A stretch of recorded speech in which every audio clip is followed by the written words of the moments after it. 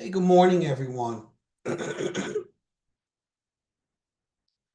In Lamentations, in Lamentations 3:22, I'm sorry, 3:22 to the 30th verse, it reads, I'm reading from the MSG Bible, by the way. It reads, God's loyal love couldn't have run out. His merciful love couldn't have dried up. They're created new every morning. How great your faithfulness. I'm sticking with God. I say it over and over. He's all I got left. Mm. God proves to be good to the man who passionately waits, to the woman who diligently seeks. It's a good thing to quietly hope for help from God. It's a good thing when you're young to stick it out through the hard times. When life is heavy and to hard to take, go off by yourself. Enter the silence. Bow in prayer. Don't ask questions. Wait for hope to appear. Don't run from trouble. Take it full face. The worst is never the worst. Wow. That's Lamentations 3:22 to the 30th verse. Now, through my years of living in this lifestyle, I always felt the need, or feel the need, to express to other people, that I come in contact with, that I've actually had adversities. Now, this is something that I made sure to do, and I want to let you know there's nothing wrong with that. There's nothing bad in that. But recently, I've come to learn a new method of communicating hardships to other people. And we're going to discuss that new technique that God has given me in today's lesson. Now, this brings us to our topic for today, which is entitled God in Our Moments.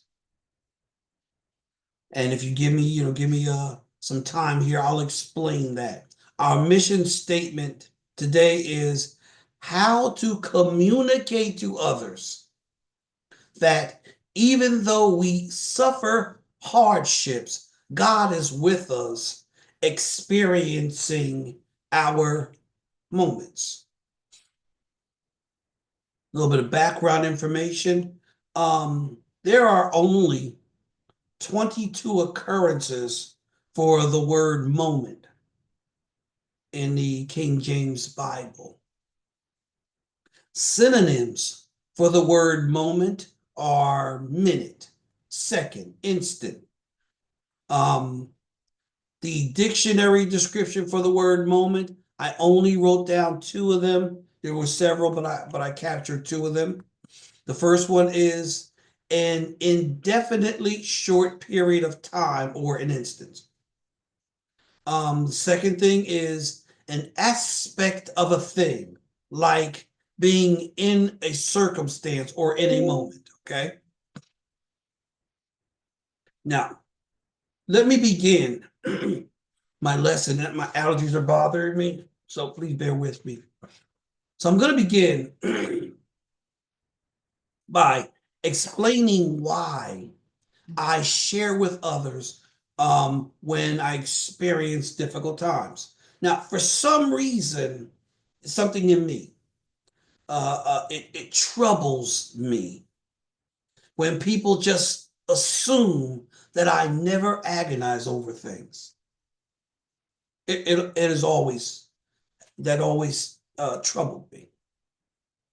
When they believe that my life is perfect, goodness. Or sometimes they treat me or present to me like my decision-making processes are always mistake-free. When the real fact is that I struggle through plenty of mistakes. I've made a lot of mistakes.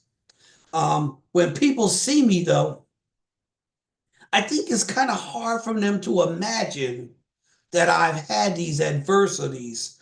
Um, and I think their assumptions to that come because L, I don't look like what I've been through. I don't look like what I've been through. So they sometimes they assume that I haven't been through. Now, to deflect those assumptions, I would openly let people know the number of adversities I've actually endured through. No foodie, failing health, financial crisis, being out of a place, all those things. I would just let them know. I would let people know that I suffered through this, but I always, confessed, at the end of that it was only because of God's daily mercy that I survived. That's, I found that what I just read for you in Lamentations 3. It's only because of God that I survived them. Um, and I'll read Lamentations 3 verses 22 to 23 again, but I'll read it in the King James Version for us because that's probably what we're more familiar with. And it reads, It is of the Lord's mercies that we are not consumed, because his compassions fail not. They are new every morning. Great is thy faithfulness. So it is only because of God that I have not been consumed. All right. See, God's mercy is the only way any of us can make it through tough times in our life. See, I would, when I explain this to people, I would freely explain to them that, you know, that's the way I would get through things, is because of God. And I made sure that I talked to everyone that I encountered, but that's the way I previously communicated my hardships to people. This week, I've learned some valuable new lessons and some other techniques that we're going to talk about. My goodness, my goodness. And I hope, I'm trying to be fast, but I'm also trying to be thorough. So please bear with me. Now, in my speaking about what I've been through, it was a means of me communicating my moments of going through with others. Now, and like I said, I just didn't want people to assume that everything was always fine. I would make sure that they knew I had moments of adversity. Now, sometimes in revealing this to others, it wasn't always received, goodness, as if it would make me feel sometimes like those who I was talking to weren't listening to me. And that would make me even be more boisterous over the things that I had to deal with, which pushed me to further tell my story. It made me feel sort of like that Marvin Winans song, L. It seemed like They just don't want to know. They just didn't want to know, you know. But it would make me more boisterous in communicating my story to them. Now, I want to say initially that it's nothing wrong with that. It's not unlawful, you know, to want to tell your story. It's not. It really isn't. There's nothing wrong with confessing to your family and your friends and your loved ones that you needed assistance. I want to make sure I'm clear with that. See, you know, if you need to tell somebody you need help, tell somebody you need help. See, even my family members have repeatedly encouraged me to ask for assistance, and they would gladly help me if I needed it. It's okay. I want you to really know it's okay to let people know when you're suffering through hard times or through things. And there are many Bible verses where the Apostle Paul tells his followers that you're all each other got. Goodness. And you can let other people know when you need help. And Paul also goes on to say that as if us as brothers and sisters should happen to see someone who is struggling, then we are to help them with brotherly love. So while it's okay to do this, I really want to point out that God has shown me a different process for communicating my life story with others. And I hope I'm being plain. Like I said, I'm also trying to be, careful with time. So in the MSG Bible, Zephaniah 3:17 read, Your God is present among you, a strong warrior there to save you, happy to have you back. He'll claim you, I'm gonna say, he'll calm you, sorry, with his love and delight you with his song. See, to start out, I need to get us to recognize that God is always actively present in all of our moments, God. And he is not saying that you won't have situations. It's actually the opposite. God says you will have tough moments. But he has made me aware this week, goodness, that there are ways to communicate this to others and be more productive in doing so. Goodness. And God says the end of this will make me a better minister of his mission. Goodness. All right, here we go. Here we go. What God has instructed me to do, and get this, y'all. God has instructed me to first commit all my moments to him. Goodness. Then to tell him everything. Tell him when I'm wounded. Confess to him when I'm irritated. Let him know when I'm disappointed, when I feel disappointed. He told me, and I'm telling you the way he told me. He said, get into the routine. Get into the routine of daily communicating each moment that I have with him. And as I go, not if, but as I go through hardships, I need to recognize that God is aware of what's going on. And like in Zephaniah 3:17, God says, he is present in my moment with me. Oh my goodness. From this time forward, from this time forward, I'm agreeing I'm making this agreement with God to routinely communicate my moments to God and invite him to be a participant in my hardships. Now, this is why. This is why.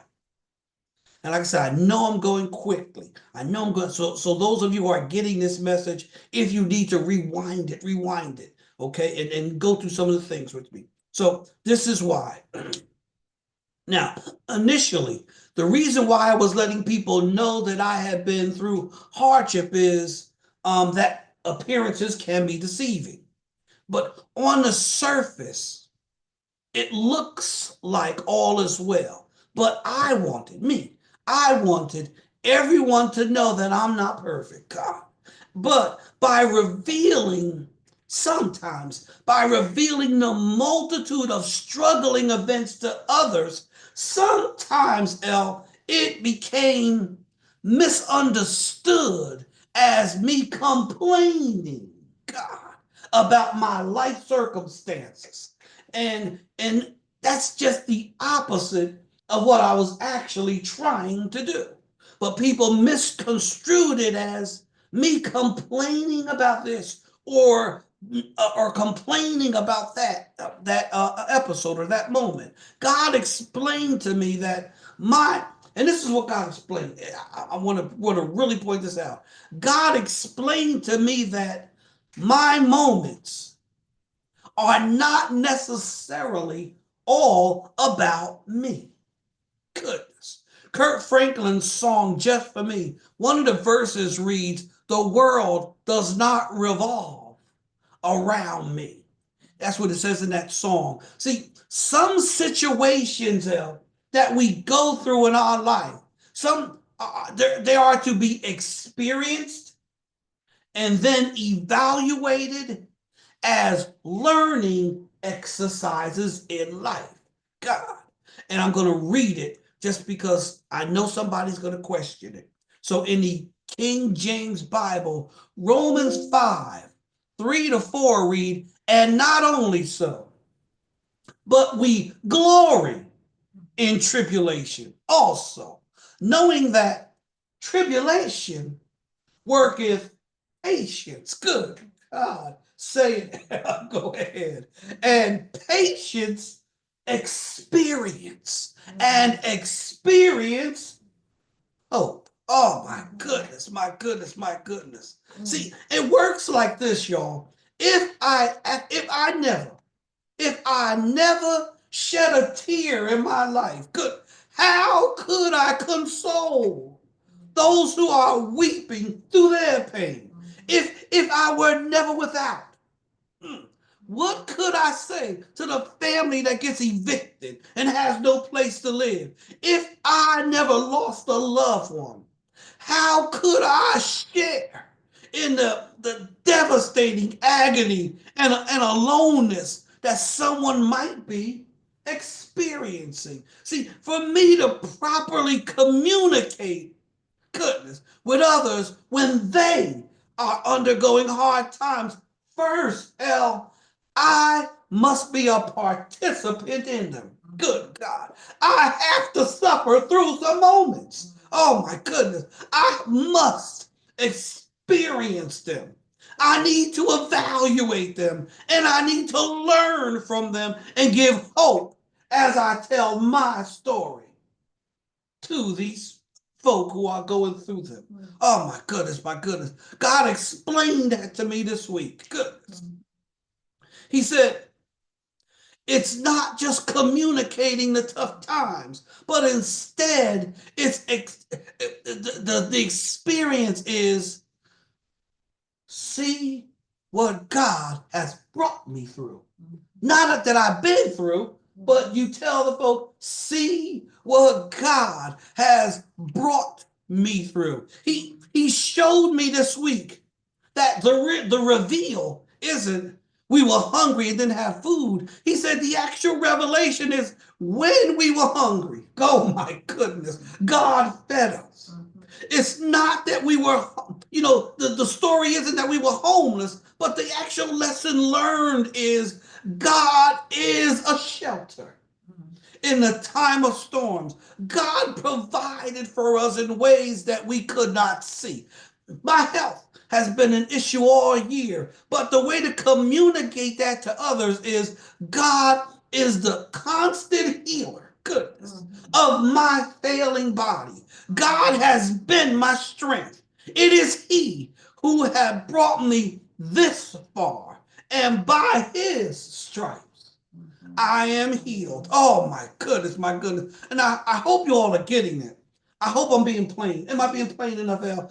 I really want you to understand this. See, the King James Bible, Psalms 30 and 5 read, "For his anger endures but a moment." Oh my goodness.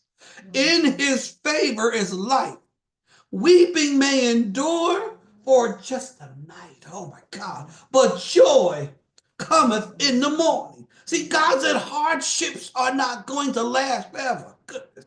They are just a moment. Oh my God. And what God promises is that He will be in each one of these moments. Oh my goodness. Whatever that moment is, goodness, God is right there. He's right there sharing those moments of grief, those moments of pain, those moments of suffering. Oh my goodness, my goodness, my goodness. The MSG Bible, Isaiah 41 and 10 read, "Don't panic, I'm with you." Oh my goodness. "There's no need to fear, for I'm your God. I'll give you strength. I'll help you. I'll hold you steady. Keep a firm grip on you." And then it goes on to say in verse 43, Isaiah 43 and 2, and I'm reading from the NIV Bible, it says, "When you pass, God, through the waters, I will be with you. And when you pass through the rivers, they will not sweep over you. When you walk through the fire, you will not be burned. The flames will not set you ablaze." My goodness. See, it's like this. Oh my goodness. We are going to have moments. Can't avoid it. Oh my goodness. We're going to have moments of chaos. Goodness. But God is right there. We're going to have moments of strong waters. Goodness. Trying to overtake us. But God is there. We're going to have moments of fires. When the fires of life try to sizzle us out. Good God. My goodness. But we are in these moments together with God. My goodness, my goodness. I'm not going to, I'm saying me, William, I'm not going to negatively highlight the moments that I've been through anymore. Instead, I'm going to communicate what God has brought me through, what God has done for me. My goodness. God has been good to me. And my story is not my disappointing moments. That is not my story. Oh my goodness. My story is, you got to find your story. But my story is God has been with me. And He has brought me through some of the toughest moments of my life. My goodness. My family and my friends all know that I've been through many things. But I want to say today that that's not it. That is not it. Kurt Whalum says on this song, that is not it. Oh my God. What's it is, yeah, I suffered, but God has been with me in my moments. God has kept me. God has provided food and clothes for me, shelter and comfort, health and finances for me. See, I get it. I get it. Appearances can be deceiving. It may look, and you see, it may look like nothing's going on because I might not look like what I've been through. If you see me, you might not think, oh my goodness, William hasn't been through anything. And all I can tell you about that distress now, or those hard times is, is that it's because God is present, sustaining me through anything that I've ever come up against. Goodness, my goodness, he keeps me. The Bible says he's a keeper. Oh my goodness. Hezekiah Walker sings keeper. He is the keeper of my soul. I want to close this out by saying, there is no situation that I've been in that God has not brought me through. That's all I can say about my life. Goodness. And the evidence that God has brought me through is I'm right here. Oh my God. I'm sitting right here before you, not looking like the hardship that I've been through. Oh my God. And I have survived each of those tough moments because of God's mercy.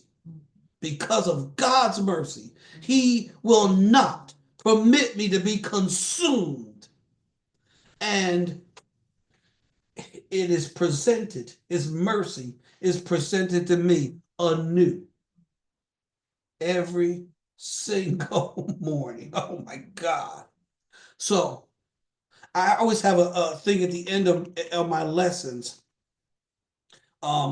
And I don't read it, it's for my mental note, and it says, we don't go through, we press through. Oh my God. Paul said, I press. We don't go through, y'all, we press through. But God's mercy sustains us every single day. You have anything on? Please be blessed. Like I said, I know I went fast this week because I had to get a lot in. But if you need to rewind it and read some of the Bible verses that I've given you, please do so. God in our moments. Be blessed. I will talk to you again.